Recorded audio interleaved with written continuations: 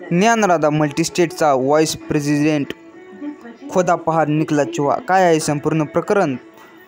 नमस्कार मंडळी, मी सुनील. आपण पाहता सुनील न्यूज. ज्ञानराधाच्या जे काही घडामोडी चाललेल्या आहेत त्याचं उदाहरण सध्या तुम्ही पाहतच आहात आणि सुनील न्यूज देखील त्या उदाहरणाचं एक प्रत्यक्षरित्या तुम्हाला जी काही माहिती मिळत आहे ती तुमच्यापर्यंत पोहोचवण्याचं काम करत आहे. तरी व्हिडिओ आवडल्यास आपल्या चॅनलला सबस्क्राईब करायला विसरू नका. मित्रांनो, ज्ञानराधा मल्टीस्टेट कोऑपरेटिव्ह सोसायटी हा विषय आता वरच्यावर एक अलीबाबा 4084 कथा झाली. ज्या पद्धतीने खुलजा सिम म्हणून म्हटल्यानंतर तो दरवाजा उघडत होता आणि त्याच्यामध्ये अनेक प्रकारच्या वेगवेगळ्या खोल्या अलीबाबाच्या गुफेत ज्या पद्धतीने दिसत होत्या ना, तसाच आता ज्ञानराधाच्या बाबतीत सुद्धा हाच शब्दप्रयोग करणं योग्य ठरेल. आजपर्यंत या सगळ्या गोष्टीचा जो आपण अंदाज बांधत होतो आणि या सगळ्या गोष्टी यशवंत कुलकर्णीच्या माध्यमातून, म्हणजे या ज्ञानराधा मल्टीस्टेटचे व्हाईस प्रेसिडेंट यशवंत कुलकर्णी यांनी हा केंद्रबिंदू असल्यामुळं या सगळ्या घटना आणि या सगळ्या गोष्टीचे मास्टर माइंड म्हणून ओळखला गेला. परंतु यशवंत कुलकर्णीच्या अटकेनंतर जरा विस्फोट वेगळेच पाहायला लागले. यशवंत कुलकर्णी आणि वैभव कुलकर्णी ह्या दोघांना जेव्हा बीड पोलिसांनी पुण्यातून ताब्यात घेतलं आणि आणल्यानंतर त्यांना 5 दिवसाचा रिमांड देण्यात आला होता आणि या 5 दिवसानंतर आज परत कोर्टामध्ये त्यांना हजर करण्यात आलं.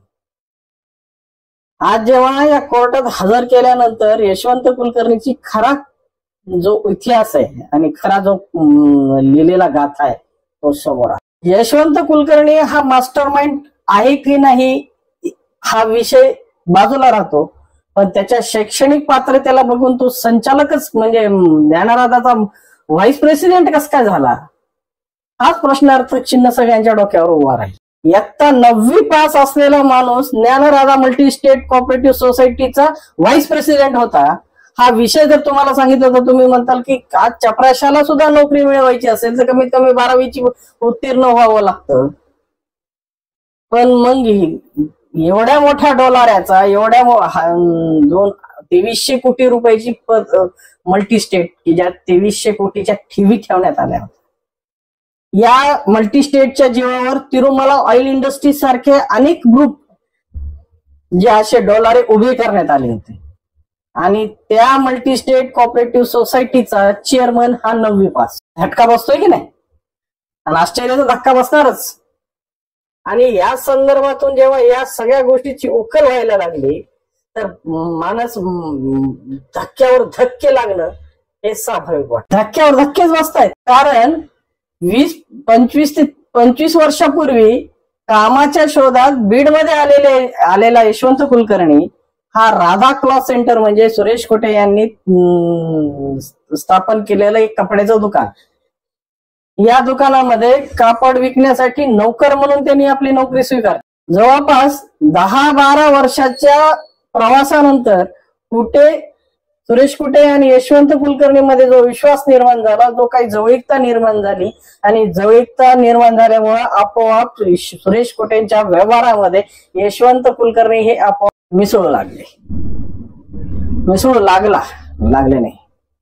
आणि या सगळ्या गोष्टीमध्ये जेव्हा या सगळ्या गोष्टीचा आढावा घेतला जातो ना, तर मग यशवंत कुलकर्णी हा कशा पद्धतीने या मल्टीस्टेटचा म्हणजे एवढा मोठा घोटाळ्याचा मास्टर माइंड असू शकतो, हाच आता प्रश्न सगळ्यांच्या समोर येईल. सुरेश कुटेंच्या थोडस संचालक मंडळाचा जरी आढावा घेतला तर मला नाही वाटत कुणी जास्त शिकलेलं या संचालक मंडळात असेल. आणि तशी मल्टीस्टेटमध्ये शिक्षणाची अट सुद्धा नाही बरं का. संचालक किती शिकलेला असावा किंवा कशा पद्धतीने असावा अशी कोणतीही अट सहकार क्षेत्रामध्ये नोंदवलेली नाही किंवा राजकारणात सुद्धा. सगळ्या गोष्टीचा विचार केला असता की जी संस्था हजारो कोटींचा उलाढाल या महाराष्ट्रात नाही अवघ्या देशात करते, देशाला भुरळ पाडण्यासारखा अल्पावधीत नेत्रदीपक यश मिळवणारी संस्था म्हणून ज्या संस्थेकडे पाहिलं जातं त्या संस्थेचे परिस्थिती या शिक्षणाच्या बाबतीत जर अशा कमकुवत असतील तर खऱ्या अर्थानं ज्ञानराधा मल्टीस्टेट कोऑपरेटिव्ह सोसायटीचा झालेला घोटाळा हा नेमका कोणी घडून आणला हे सगळी मनसुंबे हा कुणी रचण्यात आली, ह्याच्या पडद्यामागचा खरा कलाकार कोण, हाच आता प्रश्न निर्माण. कारण की सगळ्या गोष्टीचे जमाबेरजा किंवा ज्या प्लॅनिंग आहेत त्या प्लॅनिंग करण्यासाठी ही जी बुद्धी आहे ना, ती बुद्धी खूप सुपीक लागते आणि त्याला तेवढं कौशल्यही पाहिजे. कपड्याच्या दुकानात नोकरी करणारा माणूस एवढ्या मोठ्या प्रमाणात मनसुबे रचू शकतो, हे तुम्ही तुमच्या बुद्धितत्वावर तपासून पहा की हे शक्य आहे. आणि जेव्हा या सगळ्या गोष्टीचा आढावा घेतला तर निश्चितपणे एकच याच्यातला मथितार्थ निघतो की 100% यामध्ये कोणीतरी मास्टर माइंड, चांगल्या सुपीक डोक्याचा माणूस हा याच्या पडद्याच्या मागे दडलेला आहे आणि असूही शकतो. या लोकांनी ज्या पद्धतीच्या प्लॅनिंग केल्यात ना, या पद्धतीच्या रचना आखून महाराष्ट्रातल्या 51 शाखेमध्ये आपले दूत पाठवून सर्वसामान्य माणसाच्या खिशातला पैसा हे आपल्या खिशात कसा ओढलाय ना, याची जर प्लॅनिंग बघितली, याची जर रचना बघितली तर तुम्ही म्हणता. विषय आहे बदनापूर मधील सलीम भाईचा. सय्यद सलीम नाव आहे त्यांचं. माझ्या या कोटेंच्या हिअरिंग मध्ये, म्हणजे कोर्टात जेव्हा त्यांना कोटेंना आणण्यात आलं होतं तेव्हा सलीम भाईची माझी भेट झाली. व्हिडिओच्या माध्यमातून त्यांना मी जे काही तुमच्या सोबत बोलतो तेही त्यांना आवडलं आणि त्यांनी त्या संदर्भातून माझ्याशी संवाद घातला. पण काल सलीम भाईचा फोन आला आणि सलीम भाई असे म्हणले की मला काय करावं आणि कसं करावं हे माझ्या डोक्यातच बसत नाहीये. कारण हातसे घालून बसलो, शिटी घालून बसलो आणि त्या शेतीचा व्यवहार झालेले 51 लाख रुपये मी या पतसंस्थेमध्ये, या मल्टीस्टेटमध्ये डिपॉझिट केले होते. ते डिपॉझिट ह्याच्यासाठी केले होते की माझ्या शेताच्या लगतची जमीन विक्रीला होती, पण ती विक्रीला असताना त्याला फक्त व्यवहार व्हायला 2-4 महिने वेळ होता आणि एवढी मोठी रक्कम मी घरी सांभाळू शकत नव्हतो. आणि त्या कालावधीतच या ज्ञानराधाचे शाखा अधिकारी श्री चाळक यांनी या सलीम भाईकडून 1000 रुपये रोजाची पिगणी सुरू करायला लावली. म्हणजे याचा अर्थ त्यांनी प्रत्येक मार्केटमधल्या प्रत्येक माणसापर्यंत आपलं संपर्क वाढवून बाजारपेठेतला पैसा हे आपल्या बँकेच्या खिशात कसा येईल याची व्यूहरचना सुरू केलेली होती. अचानक बोलता बोलता विषय निघालाय की साहेब माझ्याकडं मी माझी शेती विकली आणि त्या शेतीचे 51 लाख रुपये माझ्याकडे आलेले आहेत आणि आता ते ठेवू. तर त्यावेळेस चाळकांनी दिलेल्या शब्दानुसार सलीम भाईनी ते पैसे ज्ञानराधामध्ये डिपॉझिट केले आणि अवघ्या 2 महिन्यानंतर ज्ञानराधाचा डोलारा पत्त्याचा घर जसं कोसळत ना तसा गडगडा कोसळ आणि सलीम भाई आज धक्क्यात. असे सलीम भाई या 51 शाखेच्या माध्यमातून किती सलीम भाई तयार झाले असतील. या सलीम भाईच्या ज्या पद्धतीने अपेक्षेवर पाणी फिरलं आणि आज घरात वादंग निर्माण झालेलं आहे की हातातलं तर घालवलं, शेती घालवली, आता करणार काय. आणि एकत्रित कुटुंब पद्धतीमध्ये जो करता असतो त्याला हे भोगणं नशिबाला येतच. मग तशा परिस्थितीत आता संभ्रमाची परिस्थिती झालेली आहे. बाबा बी गेल्या आणि दशम्या बी गेल्या. तर आता करावं काय. कारण की घरच्या परिस्थितीमध्ये सावरता येत नाही, घरच्यांना समजावता येत नाही आणि बाहेर ज्ञानराधाचे पैसे मिळणार नाहीत इतक्या सहजपणे. अजून त्याला खूप प्रोसेस लागणार आहे. MPID ऍक्ट नुसार आता सगळ्या स्क्रुटन्या होतील, सगळ्या त्यांचे ताळेबंद तयार होतील, किती प्रॉपर्टीज आहेत, कुठं कुठं कशा पद्धतीने यांनी इन्व्हेस्ट केली होती आता तपास होईल. आणि जेव्हा 4-5 वर्षांनी हे पैसे मिळतील तेव्हापर्यंत घराचं काय परिस्थिती झालेली असेल. अनेक जणांची करून कहाणी आहे ही.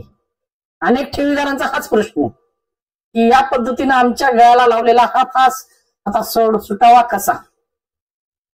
कारण की कसं असतं, ज्याच्याकडलं पाठ जातं ना त्यालाच खऱ्या अर्थाने जीवनाचा संघर्ष निर्माण होतो. ज्याच्या समोरचं ताट जातं त्याला काही वाटत नाही, दुसरं ताट येईल त्याच्यासमोर. मग या पद्धतीनं जेव्हा या पद्धतीच्या व्यूहरचना रचणाऱ्या सुपीक डोक्याचा माणूस कोण आहे. आणि वैभव कुलकर्णीने जे विस्फोट केलाय ना तो खूप विचित्र विस्फोट आहे. वैभव कुलकर्णी सांगतो की माझ्याकडे मी कोणत्या प्रोसिडिंग बुकवर मी सही केली नाहीये, मी कसल्याच पद्धतीचा विषय मला ज्ञात नाहीये आणि मी या बँकेचा संचालक आहे म्हणून मला आज कळत आहे. म्हणजे अटक झाल्यानंतर कळत. आहे का नाही प्रश्नार्थक चिन्ह. आणि अशा पद्धतीने जर सहकार्याची भूमिका जर तयार होत असेल, सहकार हा या पद्धतीने खुलवत असेल, तर काय या सहकाराच्या मध्ये माध्यमातून सामाजिक परिवर्तन होणार.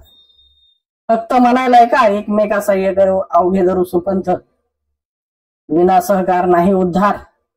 हेच उद्धार करायचा का समाजाचा. आणि या उद्धारासाठी समाज रचना या सहकार्याच्या संस्था तयार करायच्या आणि सर्वसामान्य माणसाला लुटायचं. खऱ्या अर्थानं या सगळ्या गोष्टीचा आता खरा उलगडा पोलिसांना करणं गरजेचं आहे. अशा प्लॅनिंग तयार करणारे, प्लॅनिंग करून अशा पद्धतीने लोकांच्या खिशावर डाके घालणारे सुपीक डोके आहेत ना, ते सुपीक डोके कशा पद्धतीने काम करतात आणि याच्या मागे काय प्लॅनिंग कुणी दिलं होतं, आता हाच प्रश्न माझ्या समोर येतोय. आणि आता ज्ञानराजाचे जे पानं हळूहळू आता यशवंत कुलकर्णी अटकेत आल्यामुळं एक एक पान आता जसं उघडत चाललंय, त्या उघडत्या पानाला आता आपण अजून उजाळा देऊ. बघूया पुढच्या टप्प्यात काय अजून बाहेर पडतं. नमस्कार.